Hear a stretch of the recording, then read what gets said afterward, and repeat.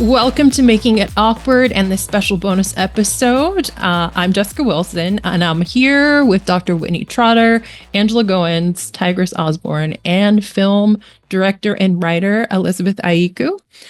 Here to talk about Elizabeth's film, Me, Little Me.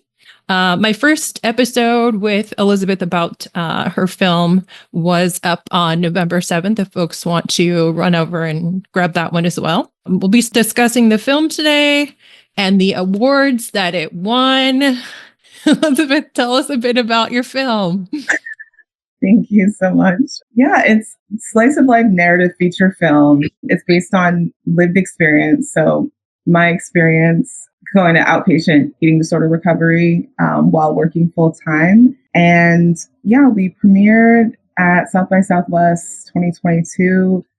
We had a really good festival run. That's still something that just means so much to me. So we did the New Orleans Film Festival, Indie Memphis, my heart, the Urban World, Bentonville. We won Best Narrative Feature at Urban World, which was completely surprising and beautiful, wonderful, because, yeah, just to have a Black film festival recognize my film that way. So, yeah, that award. And at Indie Memphis, we won Excellence in Filmmaking Award, which also, again, that's my family. Like, Indie Memphis just made me feel loved and warm and just so accepted. So it's been a journey, and I thank everybody for the support. I'm so bummed that you were in Memphis, and I was in Memphis for 15 years. So I'm so bummed that you were there when I was there. I'm so sad.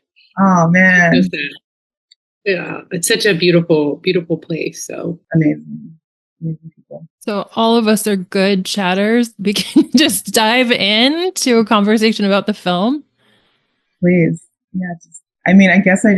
So I know you all got a chance to watch it. And Jessica, like you said, we discussed it kind of at length before. Yeah. I don't know. I guess just if anyone has any specific questions, I am an open book. Just let me know. Or if you guys just want to discuss amongst yourselves, and I'll stay out of it. I can do that too. No, let me add, and if folks want to, that this will go up during Eating Disorder Awareness Week. So definitely talking about any intersections there with the eating disorder fields, this film, and any receptions, Elizabeth, that you want to add, because I know we talked about that a bit. So one of the things I've been reflecting on since I watched the film for this episode is that we are recording this episode during Black History Month, and I'm seeing some of those memes that remind us that Black history is not just like the slavery movie and the civil rights movie, or that's not that we can make films about other things, about other parts of the Black experience. And so I'm wondering, since you just were talking about taking the film out to the festivals, did you hear that from festival audiences that oh my God, it's so refreshing to see a Black story that is not only our history of enslavement or our history of civil rights activism? How did audiences respond to getting to see this, a different lived experience of a Black woman on film? Oh, interesting. I don't know if anyone specifically at the festivals said that in private, messages and emails. I've had people express that.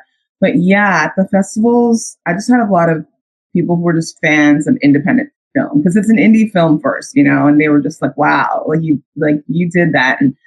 And just being a lifelong indie film fan, it just meant a lot to me that they were yeah, you got the genre right, you got the storytelling right. So I guess, yeah, I did get a lot of validation that way. And for me, being able to insert a Black woman's story into this genre that's usually, slice of life, that's usually not about quote unquote Black stories. And I'm saying Black stories in the Hollywood context, about what they think is a Black story. So I have had people express that. And yeah, we can tell other stories than the ones they expect and want us to tell. So that definitely was part of my intention.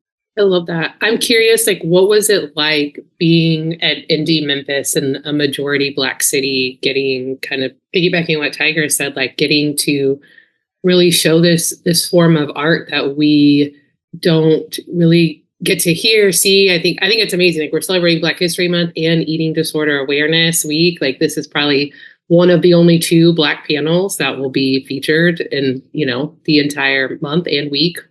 Yeah. So I'm just so curious, like, being in a Black city like Memphis and really getting to showcase your art. Like, how did that feel for you? I mean, they take so much care to make sure that they actually have a subgroup, like the Black Creators Forum that they created with Indie Memphis. So literally during the festival, they were like, Black people gather here, like it was very much like, yeah, it was very much like, and this is for us. And I didn't think that was possible. I knew Indie Memphis. I knew I wanted to get into Indie Memphis because the films they screen are ones that are just Black, so yeah. Black, and just amazing stories. But yeah, it was extra special because they were just like, yes, we're going to showcase amazing stories. And we also have these spaces specifically for Black filmmakers. And everyone was just so supportive and just wanting you to win, just wanting that it's a feeling. It's not like LA. It was very surreal. So I still, that was my favorite festival. I mean, South by Southwest was special too. Yeah, it was that. So both of those are festivals that just have a place in my heart for different reasons.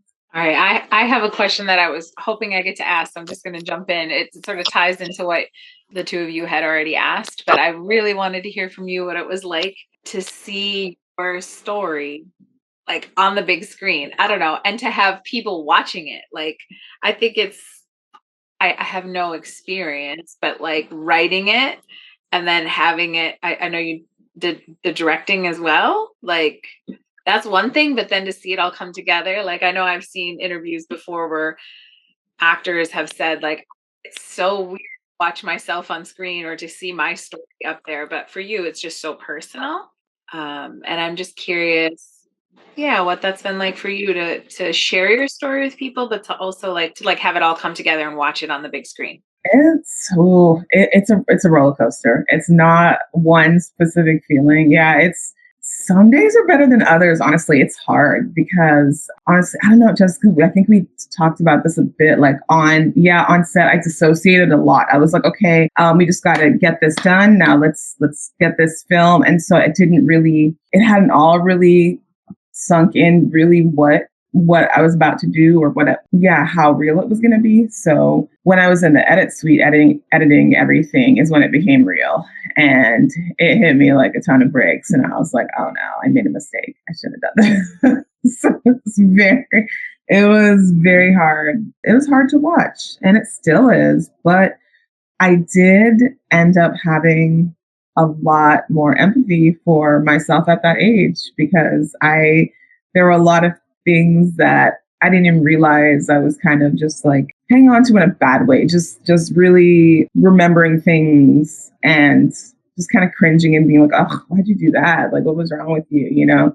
And just going through the process of from the beginning of editing to the end, even I was just like, it's okay. Like, you were just like, you didn't know, like, and that's okay. So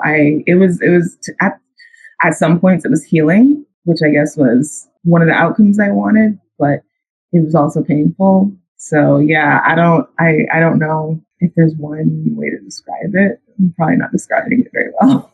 The roller coaster piece makes total sense. Okay.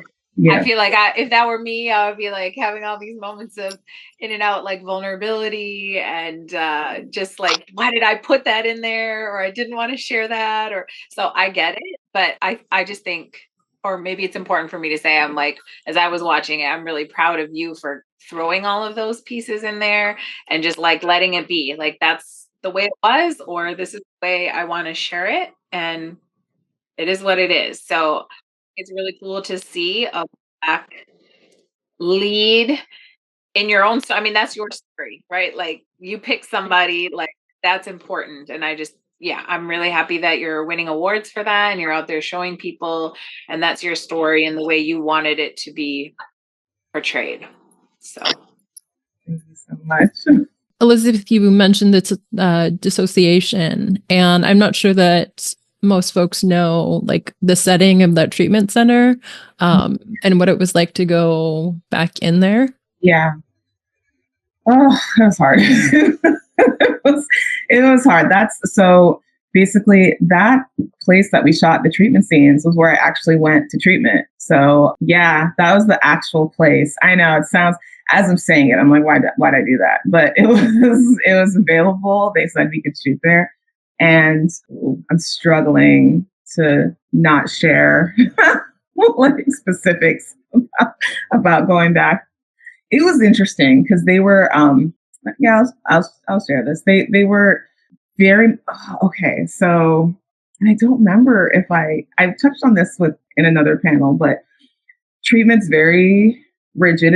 It's maybe has gotten better now. I went in the year 2009, like it was so long ago, but treatment was very rigid and it was very, that's kind of why what happens in the film happens. I have to sneak out, early to go there. There's no, you can come after work, but it reminded me of how these are the rules it was, because even when we were shooting scenes, the person in charge who was there when I was there was telling us, oh, that's not how it is, yeah, it was Wait, about your film, they were saying that to you? In front of the cast. I was just like, and everyone, we were, the dinner table scenes, they were kind of like, oh, the food, is there another side going on that plate? And I was just like, this is the food I have, and they were like, okay, let me look in the fridge to see what else there is, because you need to make sure that it looks, that it's right. And then I was just like, okay. And I had to it very much felt like I was watching, and there were a couple crew members who had my back, and eventually that person stopped just interrupting. But I mean, no, they didn't. But it was interesting because, even certain lines that I wrote. This one I remember very, very well because I was saying one of the lines. The lead therapist was like, "Okay, now we're going to go around and say what number you are hunger-wise from 1 to 10 and your anxiety level." And this person was like, we need to stop. It's not, or maybe after we shot one scene, they were like, actually, Elizabeth, it's not hunger, it's fullness wise, and I was just like, it's funny now. And I remember stopping and being like, what are we saying? What is the difference? And they were like, well, you're saying hunger, that's fullness. And one of my first AD, who was just kind of like, was just like, you're it's the same, like, let's move on, and kind of was just, and I was just like, yeah, thanks, but it was very much reminding me of how it was being in treatment, being treated by someone like that, who was just like, there was no wiggle room. And so things like that were that day I was very triggered. That day that we were shooting that table scene, it was awful. And I shut down a little bit. Like, it started getting real. I was like, oh man, that was one of the days where I was just like, I wish we didn't come back here, because it was just treatment was just so rigid, and it was black and white. These are the rules. This is the snack you chose. There was no, let's talk about it. So I included things like that. And some questions I had at film festivals and in general were like, a couple of people wrote in articles, like some of the things in treatment actually seemed like they'd be damaging. And I was just like, they were, like they were. So, but I didn't want to glaze over my experience. And that was something I was struggling with, because I wrote this in 2018 or whenever I started writing it. I was just like, treatment might not be like that. Should I go to a new place and write how it is now? And multiple people were like, nah, just, just write what you experienced. Like, why do that? And I was like, well, because I don't know. I don't want to misrepresent what it is, but that was my experience. So that's what I had. That's what I chose to share. So yeah. Totally. Yeah. I was watching those scenes, and just for me, seeing how infantilizing it was, that is that kept repeating, that word kept repeating. And then I was like thinking back on my former self, like enhanced IOP program, and just seeing my participation in that and feeling both like for the people there and then so such garbage. It was did not like, loved the film, but yes. Yeah. No, like you're 2 years old. It's very, I mean, yeah, and I guess sometimes I did need to be snapped out of certain thinking. So it's like, yeah, going to treatment did stop, the binge purge cycle, because they were like, no, you have to like eat this meal and this snack. But it doesn't always work in the real world. Like you saw in the scene when she's at work and about to have a meeting and she's like, I have to go get a snack. But that's freaking weird to anyone else, and the boss is like, the hell's wrong with you? Sit down, So those are the things that aren't discussed in treatment. Like, okay, so what about when I can't have a snack? And they're like, you have to. There's no can't. You need to find a way, or you're not serious about treatment. And that was my experience. And so, it definitely made it harder. And so, yeah, going back to that same place and the same specific person being like, this is this is how no, that's not how it is. Like, you need to redo this. And I was just like, oh no, I gotta get out of here. But we made it through. We made it through this scene.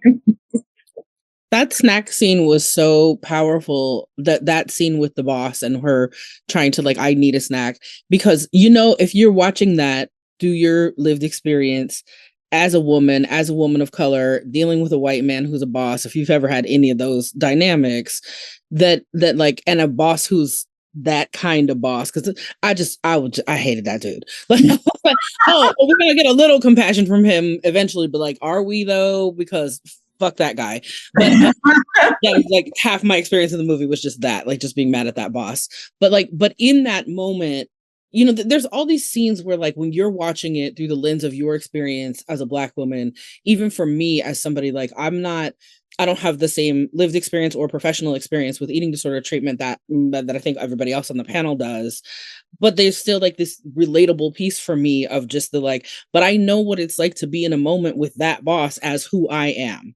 And to know that like some of this is about who I am. It's not just like, this is how he is as a boss. This is how he is to me as a boss. Right.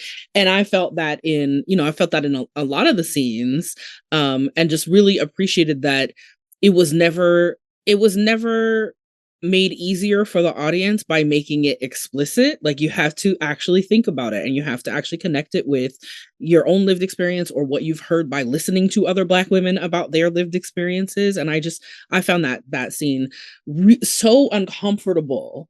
It was so visceral for me, of like, I have been in this moment with one of these white men. Mm-hmm. Not about this specific activity or this specific action, but like, I've been in this dynamic. Absolutely. Yeah, I definitely made sure to include those corporate moments where, I feel like exactly, even if you didn't have an eating disorder, you could relate to, to being in that setting. And you said something, you hit the nail on the head, where it was about, a lot of their interactions were about who she was. It wasn't, because the dudes I work with could get away with so much. And it was ridiculous. They were all dumb. They were all, like not working as hard as I was. And I was the one who got the scoldings and and them, he would just kind of roll his eyes at and be like, whatever, And even if they did get into it, it was just like anyways. And now, whatever, we're gonna have a beer this weekend. So it was very, there was that extra piece that I think people who aren't in that situation don't think about. Like, oh yeah, I'm going to eating disorder treatment and I'm dealing with this on a daily. So even people at treatment, I was trying to explain to my treatment team when I was at that place, and they were very dismissive. It's interesting because in the film, Jessica, we talked about this. I included my entire recovery experience. So the therapist portrayed in the film, who I really had a breakthrough with, wasn't the one who was at treatment at that time. She used to work there, but then I went to a different group of hers that was 100% better. Like, just where she was compassionate and not so rigid and just that's where I had most of my breakthroughs. But yeah, at the time, the treatment team was just kind of like, well, you just have to, there's other people here, going to school and they would make it work. So, you need to, but everyone else was just, privileged, young, like kids. I didn't meet other people of color in treatment till after leaving IOP. So it's all included. My whole treatment recovery experience is included in the film. But yeah, that specific time I was in IOP was hard. And so that's what's portrayed in those scenes. I have so many questions. Okay. Okay, I had wrote down about the scene with the boss and the snacking. So I love that, like, that scene stuck out for all of us. What I wrote down was like unprofessional snacking, and how often it's like, because for me, what I did with that scene, it was the fact that he was almost belittling her, and it was so unprofessional, and like the respectability politics is like what really stuck with me. And you see this a lot too, of like this, you have to have permission to have basic bodily functions. Like, it's almost like, why do I need to have permission from you and explain me wanting to have a snack or go to the bathroom, But even, I remember when I was an ER nurse, I remember even having those moments of like, I just need to get some water. I just need, I need to get some M&Ms, or I need to do something, and having to ask for permission. I'm like, okay, but I'm 30, and it's like, I'm a whole grown woman, but it's this weird dichotomy. And I don't know, that part really, really stuck out to me. I'm also curious, and you don't have to share this if you don't feel comfortable, but has that treatment center, now that this film is out, have they made it a priority to like listen to your feedback, to show the film, to really take like your experience and learn and grow from it? They have closed. So yeah, they're not there anymore. Okay. Yeah. So I think that's one of the reasons why I think I feel okay just kind of sharing my experience now, because now that they're no longer there, I'm just kind of like, what, why am I keeping this secret? It was not a good experience.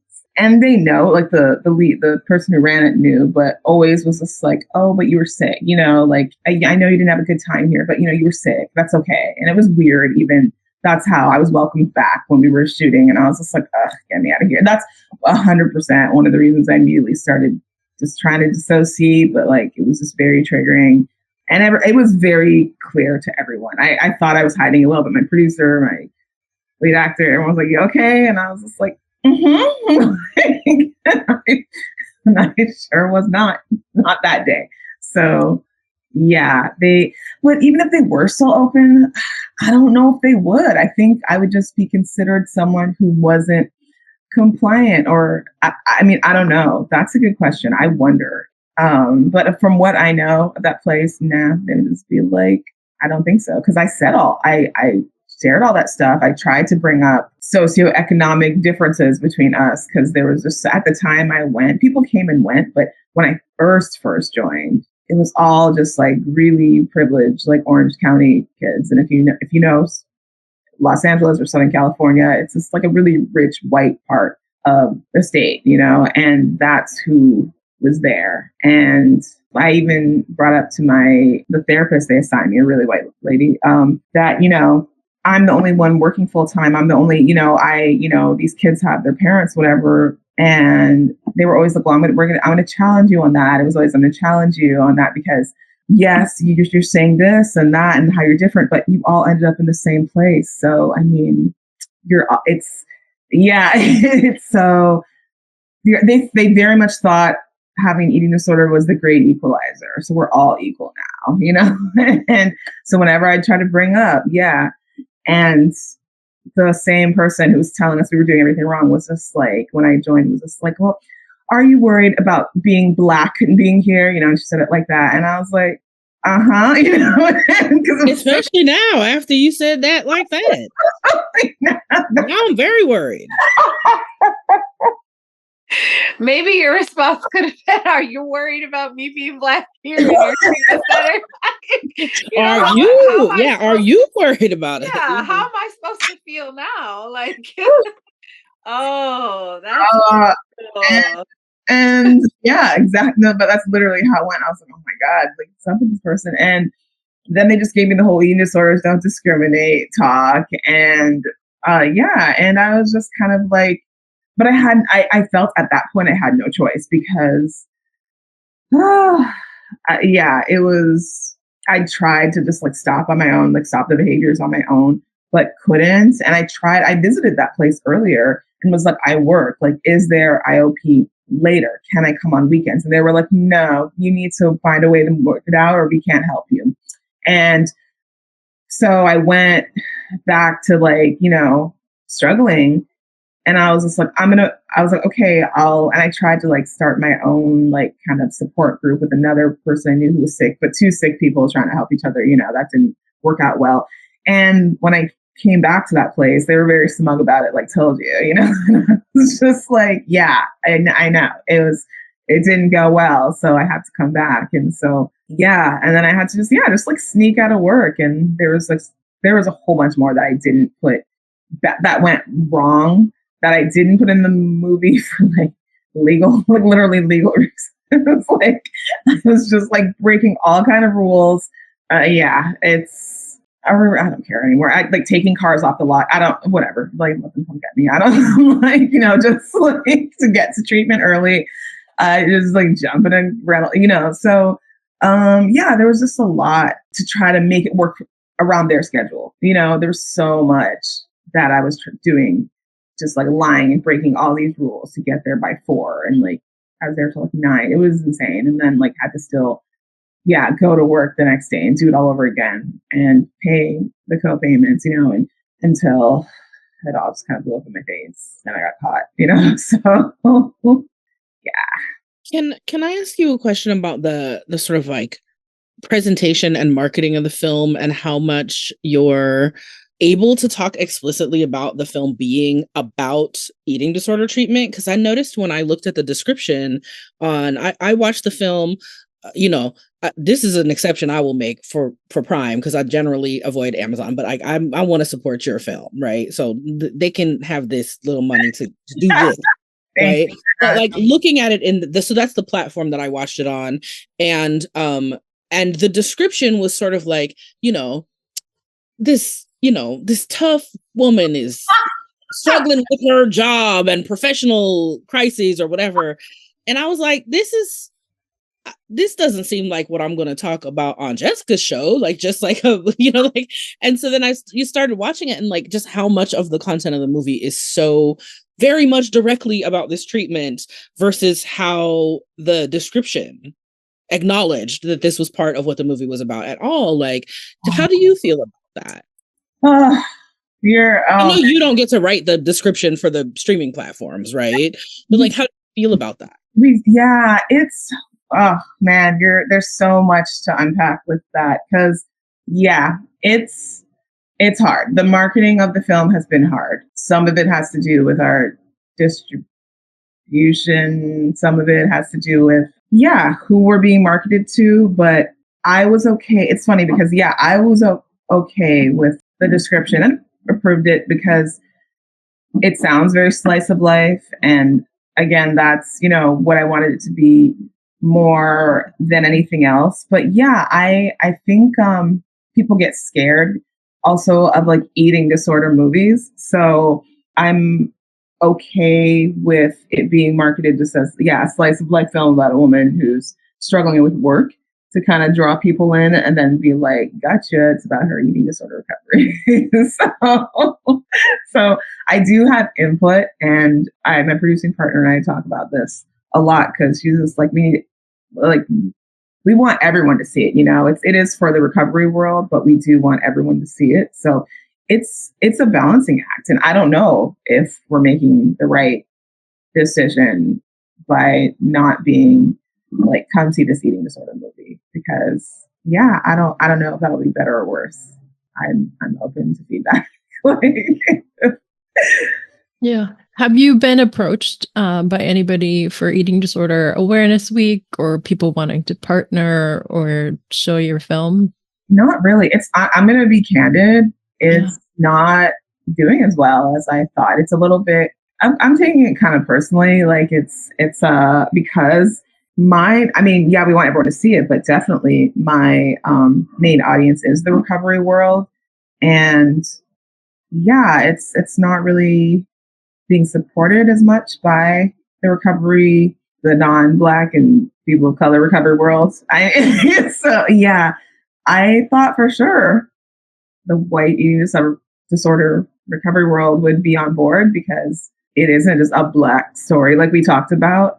But maybe they don't think it will relate to them. It's weird. It's confusing me a little bit that I haven't really gotten the support from the recovery world that I thought I would. So no, not really. I've gotten a couple places outreaching, but yeah, not. I thought there'd be more, at least interest. So I mean, I plan on doing, outreach for the educational screening piece because I do think it can be used as an educational tool, just like not even just in the recovery world, like in the medical community, because there's so many medical professionals who are just like, oh, I didn't know that's how it was.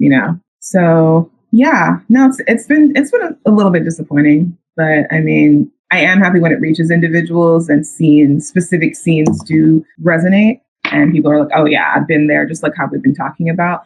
But yeah, I don't know. I thought it would be doing better in the white eating disorder recovery space, like To the Bone did, but no, it's not. So no. How do you think we can kind of help? Like, is there anything we can do as a community to help get this movie out? And I mean, I'll be honest, like marketing is literally not my gift. You can ask these three. I'm terrible at technology, but I would love to. I think this movie is so important, and it does need to be in the broader ED recovery, but in medical professionals, like you said. But I'm so curious, like how we can. What are some tangible things we can do to help? And when people tune into Jessica's podcast too. Oh, good question. If you're a person of influence in the recovery space, yeah, I would say if you can be an ad. Honestly, it has to be. And I hate to say it, like if you were a white person of influence, like a CEO, you know what I'm saying, an owner of a treatment center, someone who books college screenings, someone who has influence or has a large audience, and a platform, that's who I need to be really doing the advocating, because we do. And I know you all already have, like kind of been like advocates for me, but yeah, it hasn't broken outside into the people who actually have the power, I think, to get the film, for the film to have the reach it needs. It has to be someone who's like literally a celebrity in the recovery space, or a celebrity, and that we don't have. And I just compared my film to The Bone, and of course, there's an A-list actor in that, and this is an indie film, but an indie film with the right advocates. And I'm not even talking about Hollywood, because who cares, but like I'm talking about in our space. Like I thought at least I would do well in our space. And because that's not happening, I've been a little bit sad about it. I've been a little bit oh, okay. Like I thought at least the superstars of like the recovery space would be on board. But the ones who even donated, who are kind of nowhere to be seen now that it's time to like kind of get the film out. So I don't know. Well, isn't that telling? Supporting in one way, or perhaps financially supporting for you to create the film, and then not on the back end, you're not seeing support to like show the film or to. I feel that's the extent that they were willing to give. They were like, okay, I'll support this with my a few dollars, and I've done my part. And that's definitely what I'm feeling. It's because there are some people with influence who gave money, and one of the things that's really powerful about this film that we should already be supporting just because it's a good film, and we should be supporting because we want to see Black filmmakers succeed and Black storytellers succeed. And also, in addition to those things that we should already be supporting the film for, there's a representation here of other folks in eating disorders treatment that we don't see anywhere else. It was like super meaningful to me to see this treatment setting where there was a Black therapist right? That was part of the healing process.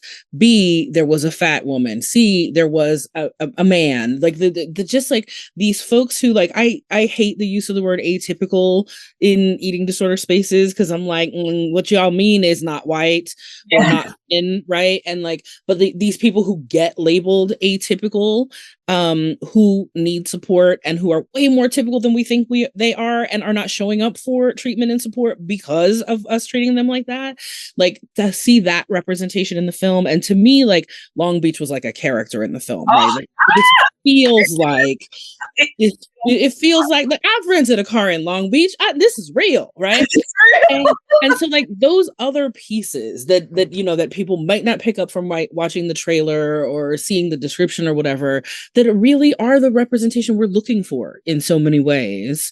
I want people to know that is an element of this film that they can also be supporting in addition to just supporting like this quality independent film. Oh, thank you oh my gosh, that means so much to me. And yeah, also everyone in the film like is based on someone I've met on my recovery journey. So it means a lot to me that that's recognized. And it wasn't all at IOP, it was in like other groups. My friend Jamie, who played Alan, the man, the biracial man who was struggling with like, you know, salting his food and whatever. That's my actual friend Jamie. So he was kind of playing himself. Like he